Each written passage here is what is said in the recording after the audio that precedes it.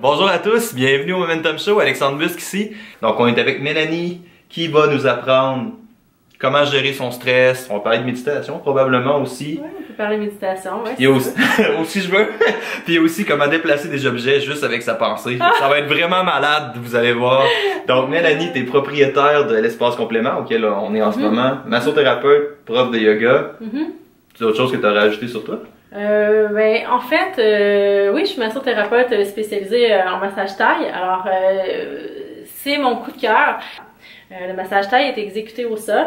La personne est habillée, donc c'est une série de mobilisations passives. Donc, je fais bouger les gens, je les masse et j'étire également le corps. Donc, c'est très physique. Je me suis aperçue que le fait de bouger et de donner du temps aux autres, en fait, me donnait plus d'énergie. Alors, j'ai décidé de pousser plus vers ça. C'est comme ça que tu as commencé dans le monde du yoga ou de la massothérapie aussi? C'est vraiment juste parce que tu voyais que ça te donnait de l'énergie à toi puis aux autres? En fait, c'est que c'est ce qui m'a dit, c'est un bon chemin à prendre. Donc, c'est un métier qui ne te détruira plus maintenant. Donc, ça va être pour toi sécuritaire. Ça commence bien quand ça te détruit pas, normalement. Oui, exactement. C'est ça au début. Oui, exactement. Donc, j'ai décidé de pousser dans cette voie-là. Puis, au fil du temps, j'ai compris que oui, aller se faire masser, c'est bien, ça fait beaucoup de bien. Moi, c'est une de mes meilleures expériences à vie, recevoir un massage taille. J'adore ça. Tu as reçu ça où à la base?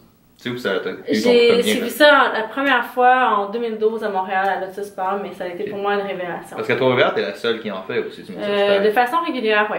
Il y en a d'autres, mais de façon régulière, je crois que je suis la seule à en faire. Ouais. J'ai le monopole du massage taille. Mais l'approche que je trouvais vraiment intéressante aussi, c'est que t'as vraiment une approche qui est multidisciplinaire. En fait, tu vas vraiment plugger ton yoga, puis tu vas vraiment plugger toute la gestion de ça autour. C'est comme un appel, Alexandre, c'est que à force moi-même de me faire traiter en massage taille, j'ai compris que ce qui faisait le plus de bien, c'était de bouger son corps, en fait. Donc, je suis allée chercher ma formation en tune-up yoga, qui est une formation en fait en biomécanique corporelle. C'est un mini cours de kin, si on veut, qui nous apprend comment bouger notre corps, comment le réparer, entre guillemets, comment le bouger de façon sécuritaire. Moi, je souffre de douleurs chroniques depuis l'enfance. J'ai une sciatalgie chronique, j'ai un problème de sacro-iliaque aussi, j'ai une lordose lombaire. J'ai beaucoup de problèmes en fait qui sont physiques et qui m'amènent à vivre la douleur. J'ai maintenant 36 ans. Et j'ai compris que c'est ça, fallait bouger. Donc, en me formant en biomécanique, j'ai décidé de passer aux gens mon auto-self-care, si on veut. Alors, prendre soin de soi, comment on fait ça? Est-ce qu'on peut aller se faire masser et traiter 3-4 fois par semaine par quelqu'un? Non. Il faut s'auto-entretenir. Oui, il faut aller se faire aider par des spécialistes, il faut voir des gens. Mais la grosse partie du bien-être est obtenue sur la reprise de son propre pouvoir et la reprise en main de sa propre santé. Okay. Et j'ai compris l'importance aussi, oui, de l'étirement. Dans le yoga, il y a beaucoup d'étirements. On s'étire, on devient flexible. Mais dans le tune-up yoga, ce qu'il y a de particulier, c'est qu'on fait aussi beaucoup de force. C'est important d'être fort. Si on n'a pas de force dans notre corps, on n'est pas capable de la déployer, de l'utiliser correctement. Dans l'optique où est-ce que tu n'es pas capable de déplacer des choses par ta conscience? Si t'as ça, t'as pas besoin d'être fort. C'est sûr. Si on a des pouvoirs magiques.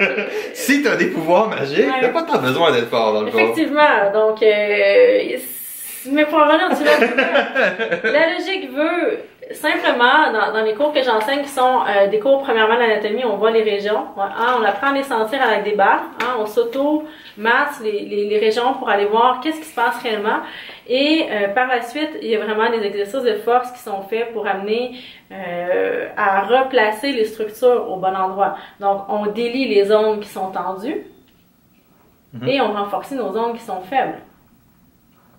Et on comprend pourquoi. Donc, et après ça, tu leur montres à utiliser, mettons, les balles ou des outils d'automassage pour se traiter eux-mêmes. Oui, exactement. Souvent, je vais leur suggérer. Il y en a qui non, ils veulent venir en massage et c'est vraiment ce qu'ils préfèrent.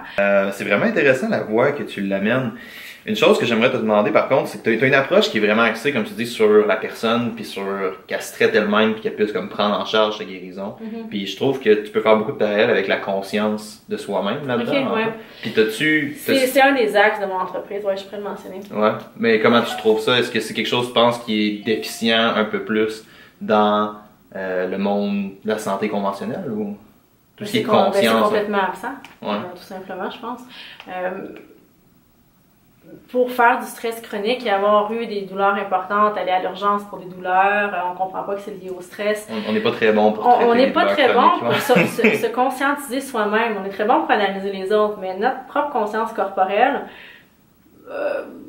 ben, on va travailler, on va à l'école, on fait plein de choses, on est toujours occupé. Est-ce qu'on est conscient de notre corps? Ben, tant que t'as pas eu besoin de t'en occuper. Tant que t'as pas eu mal, tu le sais pas. Je crois pas, que c'est quelque chose qui vient naturellement chez tout le monde, à moins que tu aies eu l'éducation de le faire.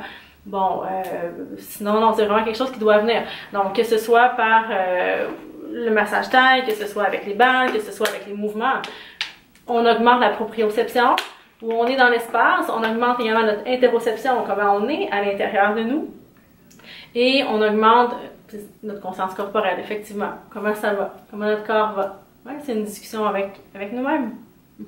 Ah, c'est vraiment intéressant. C'est quoi les grosses erreurs communes que tu vois quand le monde va commencer des thérapies qui sont plus axées sur la conscience de soi-même ou justement la conscience physique de soi-même, mettons, ou est-ce que tu vas essayer de te traiter toi-même? C'est quoi que tu vois comme erreur souvent? Quand ils viennent me voir moi ou quand ils me parlent avec des balles. techniques? Mettons, tu aurais quelqu'un qui arriverait puis qui voudrait se faire traiter avec des balles. C'est quoi les erreurs que tu vois que ces gens-là vont faire? Ah, la principale, je te dirais, c'est d'aller trop vite.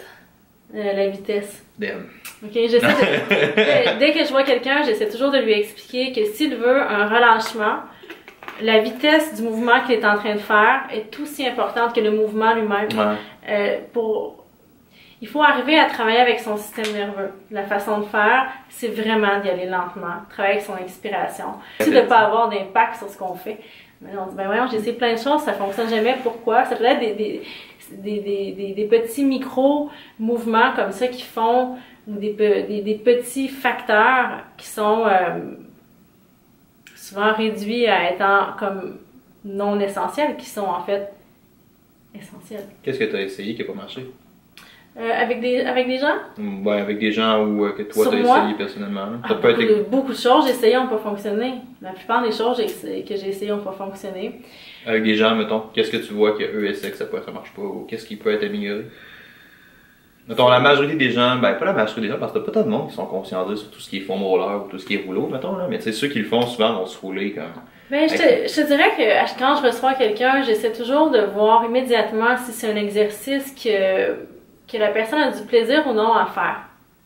Je pense que ma leçon principale, parce que pour une épaule, j'ai à peu près 20 exercices différents que je peux donner. Donc, je vais essayer de choisir avec la personne ce qui est le mieux et d'évaluer avec elle si elle est capable de le faire. Comme quelqu'un qui a des douleurs lombaires, on va commencer, c'est sûr, par aller faire un gainage abdominal le moindrement performant qui peut être acteur pour protéger le dos. On va essayer d'aller travailler ça. Bon, mais il y a des gens que les postures, exemple, statiques, ils aiment pas ça, ils ont l'impression de forcer que leur vie est foutue puis que c'est plate puis bon c'est pas ce que je veux créer, donc je vais aller avec eux plus en dynamique, on va bouger plus, on va varier les mouvements, je vais essayer de trouver quelque chose qui va leur faire plaisir. Ouais.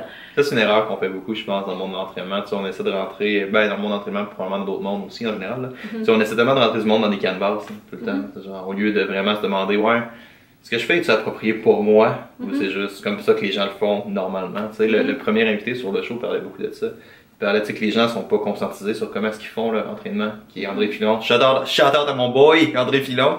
Mais, mais tu sais, souvent c'est quelque chose que les gens vont pas faire. J'aime vraiment la direction dans laquelle tu vas. Fait que toi, comment est-ce que tu casses ça? Comment est-ce que tu vas interagir avec ton monde pour... On est capable d'arriver rapidement à une conclusion ensemble. Donc moi, je propose. Puis je reçois tout de suite le commentaire parce que je demande un commentaire. Est-ce que ça te convient? Ouais. On va l'essayer ensemble. Est-ce que tu aimes ça? C'est vrai qu'il y a beaucoup de thérapies où est-ce que la rétroaction n'est pas... Donc j'essaie de tout de suite avoir ma rétroaction. Donc comme ça, la personne me le dit et je me réajuste.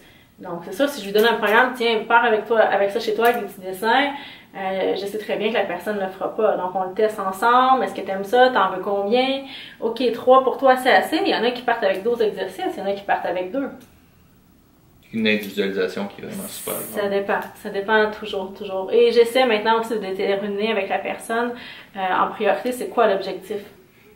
Ce que je faisais peut-être pas quand j'ai commencé, maintenant c'est important. Ouais. C'est quoi ton objectif? C'est drôle. Qu'est-ce que tu veux? Est-ce que c'est arrêter d'avoir mal dans le dos? Si c'est d'arrêter d'avoir mal dans ton dos, ben on va évaluer est-ce que tu as un tonus abdominal, premièrement. Ben si t'en as pas, ça va t'en prendre un. J'explique les étapes de réussite. Est-ce que tu es prêt à faire ça? Est-ce que tu es prêt aussi à vivre le découragement? Est-ce que tu es prêt à dire je vais tout lâcher? Est-ce que tu es prêt à le concevoir, que tu vas passer par des étapes et que finalement tu vas te ramener à ton objectif et que ça va